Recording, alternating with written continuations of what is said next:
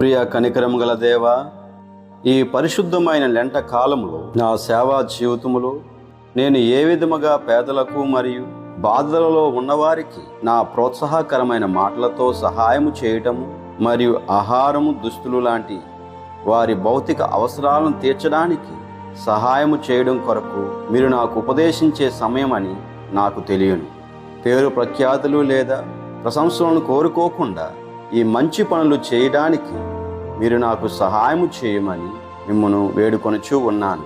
నేను ఇతరులకు సేవ చేయడం ద్వారా సదా అదృశ్య రూపంలో నాతో ఉండే మీకు సేవ చేస్తూ ఉన్నానని గుర్తుంచుకోవడానికి నాకు సహాయము చేయుము. ఆమేన్.